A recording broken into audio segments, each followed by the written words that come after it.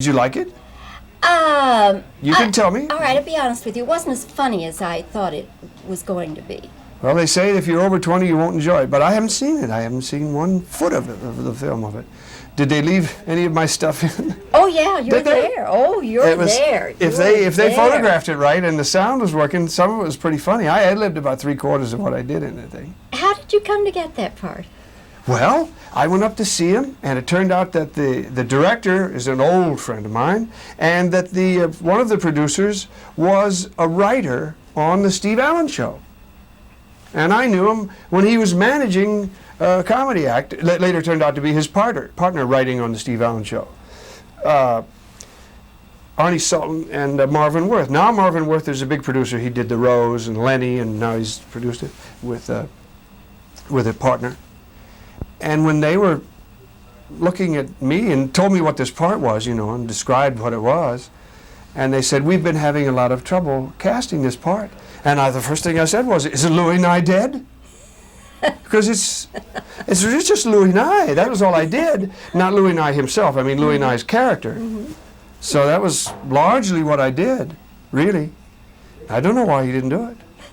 It was Louis that didn't want to, by the way. So I don't know why he didn't do it. I didn't know that he had been considered for it before. They just kind of looked away, you know, when I said, they laughed, you know, and looked away. But that's exactly what I said when they were talking to me about doing it. They said they were having trouble casting, and I said, is Louis Nye dead? Because that's who it is. When he comes to attention, how much of me can you see? It almost doesn't matter anyway. But it's so funny because when he comes to attention at one time, did they do this? When they were going to read the creed? Yeah, they go said, ahead. Ted, shut. And that was his name, Mr. Sisson. Yes, Sisson.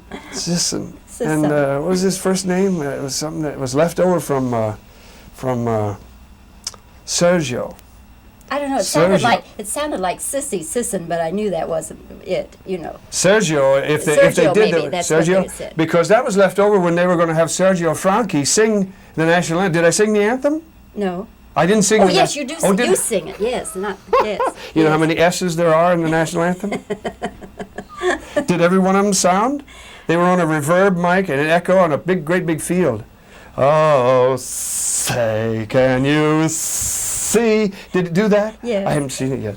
You got to go see this movie. Well, and it wasn't quite as funny as you thought it might have been. Overall, it wasn't. But that's because I'm 20 twice. That's why. Yeah, do you think so? Will the kids like it, I wonder? I'll be honest with you.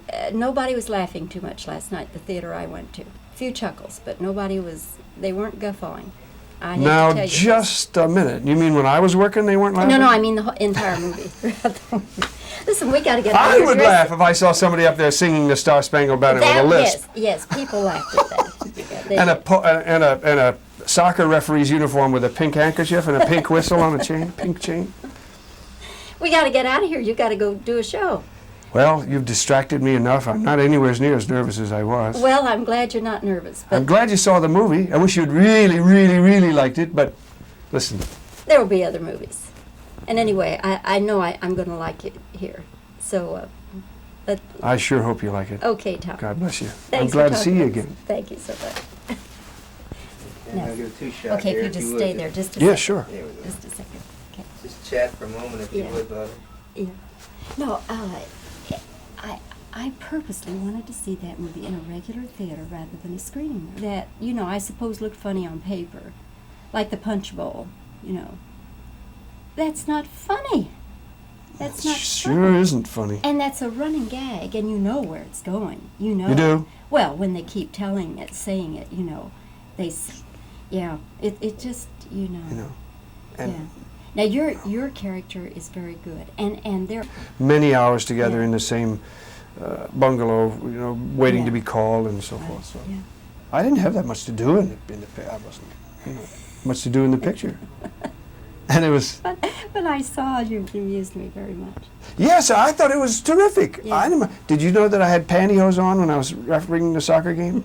No, I couldn't tell. Well, I thought when I thought of it, you know, I said, because I thought girls would know instantly. No, I didn't. But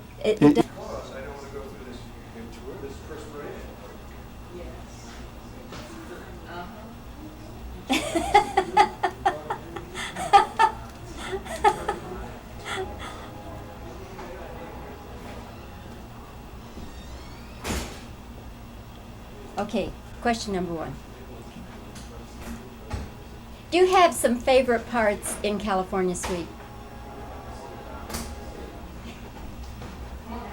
We see you, of course, on Mork and Mindy. Do you enjoy doing that?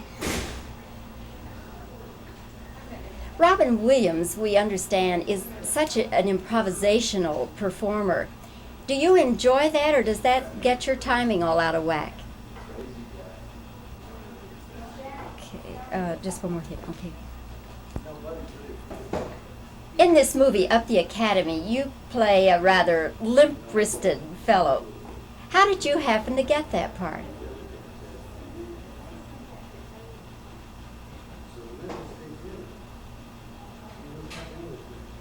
Okay.